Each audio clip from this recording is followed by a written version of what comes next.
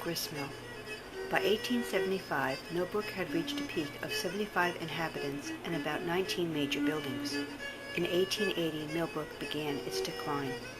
The mill closed just after 1900, and by 1950, only the blacksmith remained. In the 1960s, the proposed Tox Island Dam threatened to flood several low-lying valleys. Significant structures were moved to higher ground at Millbrook. Some replaced original buildings that were long gone. During the 1970s, other structures were moved here as outbuildings for the village. Today, Millbrook has the same number of buildings that it had around 1900. Millbrook today is not a replica of Millbrook Village of 1832 or of 1900. Rather, it evokes the feeling of the countryside hamlets in which the majority of this nation's people lived until the end of the 1800s. The village comes alive each year on the first weekend of October. More than 100 volunteers of the Millbrook Village Society demonstrate crafts and skills of rural living that was once the way of life throughout most of the United States.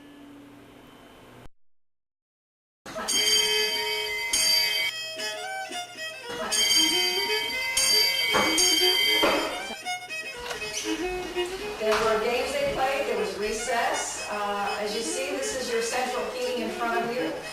And the candlesticks on the wall, that would have been your light. So even on a lovely day like today, it's very dark in here and it's a little damp. And we're in the beginning of the fall, the end of the summer.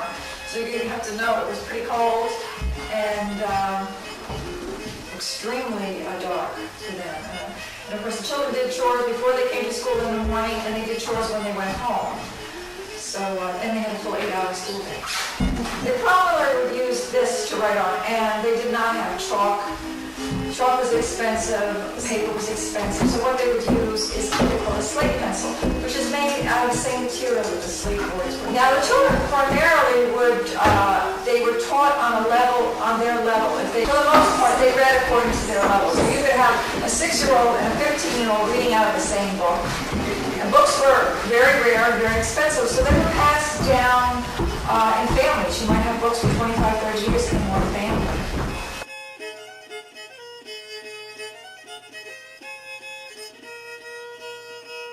The making of a family's candles was often a chore assigned to the older girls of the family.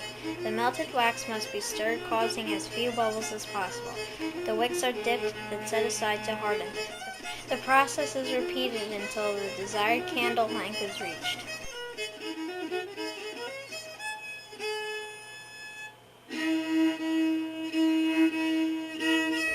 I'm the Cooper, village Cooper.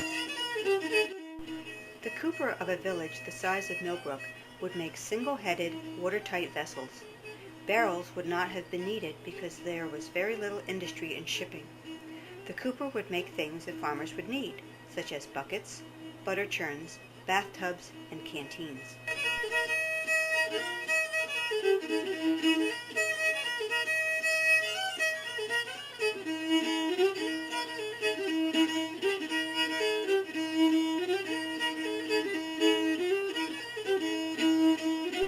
The blacksmith was a very important person in Millbrook Village.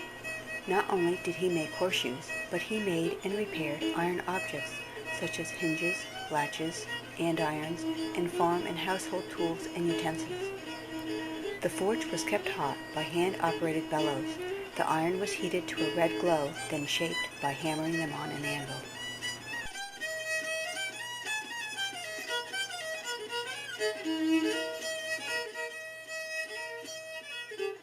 Hi, I'm a lace maker. If I lived in the 1800s, this is how I would make my lace. This is a woven lace. I am using a linen thread, and I am waiting for the man to come to buy my lace.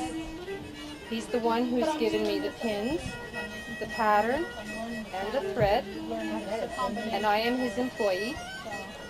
And he will come by and he will cut off the lace, and then he will put wax at the bottom of the lace with a seal on it so that I cannot sell it to anyone else.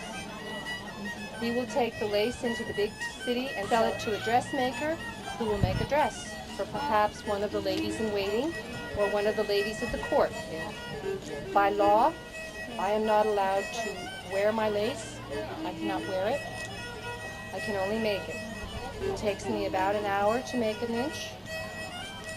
This particular piece that I am working on today as a modern lace maker is going to be for a table runner, for a dining room table. Dyeing wool was a fairly simple process. The longer you leave the bag in, the stronger the color will be. This bundle of cheesecloth contains chestnuts. In this pot, we have a bundle of onion skins. It will form a nice russet color after simmering for an hour or two. When it is time to add the wool, the pot is raised up to cool the liquid a bit. Then the wool is added right into the pot.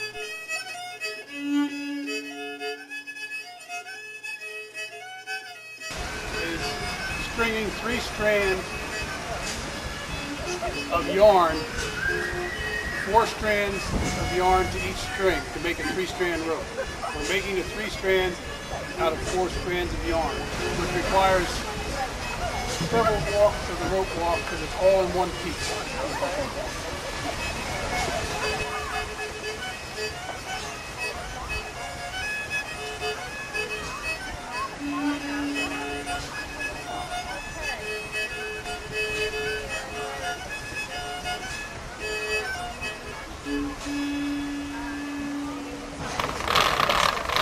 Twisting each of the strands in a clockwise motion, putting the 4 strands together to make 3 strands.